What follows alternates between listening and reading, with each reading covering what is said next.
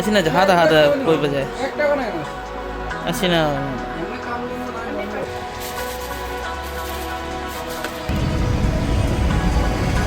Cam kuih rebay matong na puka sa ato rin nga siya.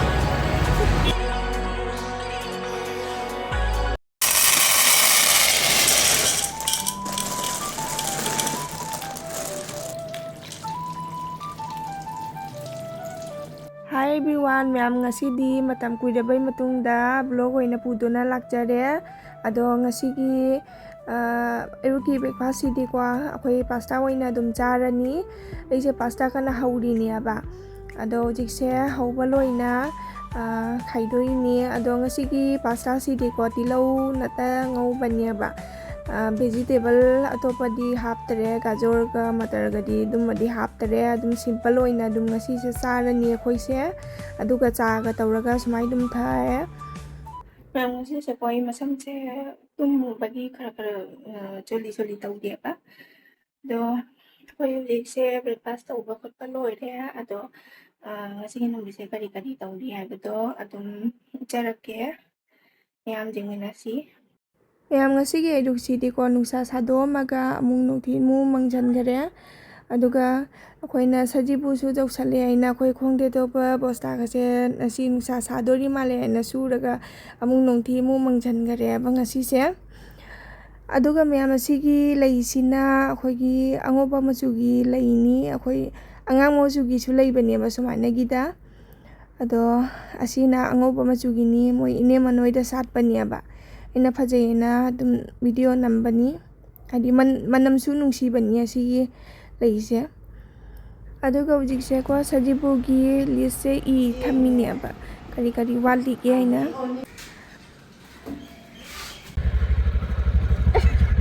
Faltabo. Ya mako di mapanda ka ha. Habang manjat ka daw ni pati sulay ka ni. Terus ko.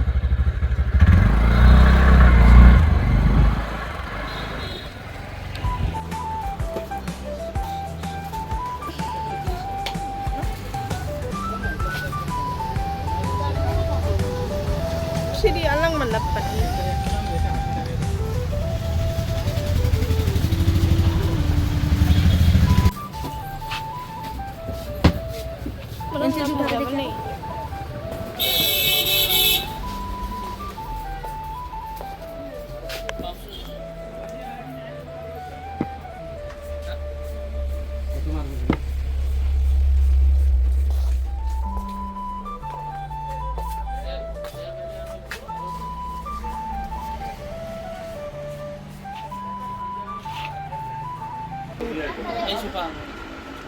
Siapa dia?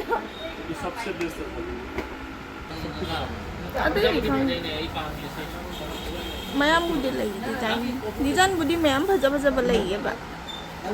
bisa macam sedih saya pak. Hai di lom. Langi jam.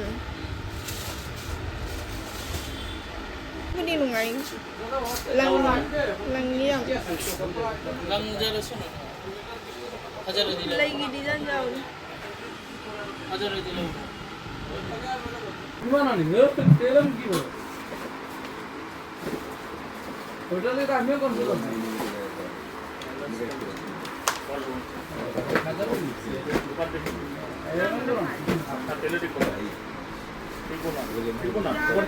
ধরো তো আমি দিতেছি তো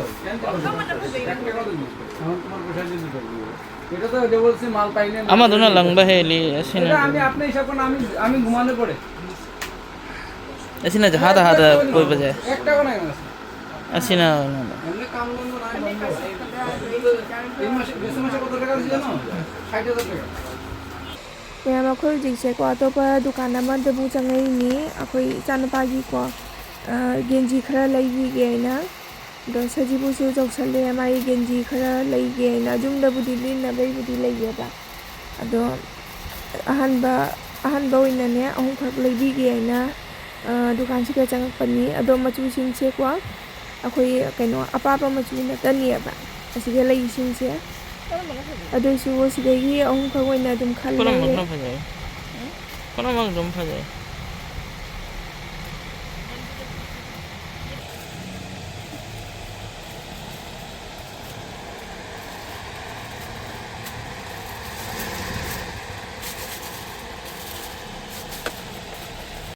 ma'am असिगी घड़ी से को बेरा तौरे ना आईडी दुकान दे जेंगहनसी गाइना पुलाक पनियाबा अदो नुपासिना अहानबददी कइनो बैटारी से हाना सिन जेंगे बैटारी लोइगिना तौरीरा नत्रगा अदुम घड़ी सिदा को बेरा तौना चत्रीरा इना जेंगहननी अदो माना सुमाइना अहानबदा आईडी बैटारी से हाना सिल्लेबा अदो बैटारी दा ओइना अदुम कइनो बैटारी लोइगिना को घड़ी से चत्तबा ओइरमे अदो असिगी घड़ी से को आई फनदी कुइरबनी इना सेकेंड ईयर थाबा मतमदा लैगिबा घड़ी नियाबा असिगी घड़ी से फनदी कुइरबनी बैटरी दाम नजिले ऑफोन आरो किमान 45 90 লাগে বাবা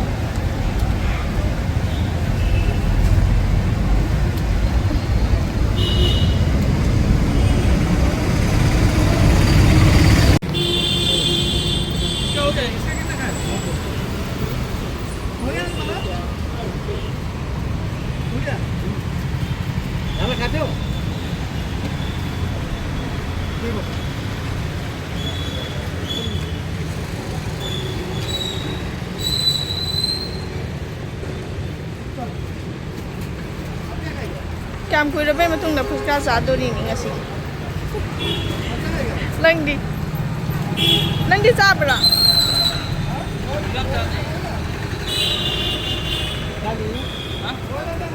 दे दीजिए 20 रुपए का ये 20 का 30 का Hala sa agi si ठीक है पहले 20 का बनाइए बाद में Biska kiya na taw ta चलिए 10 का मंगा दे Nai no pisi nai Tono to Ako'y kanogi ni ne Chocolate ni ne Ano siya? Habre Kasi lo Habre Kasi na po budon to chema bo.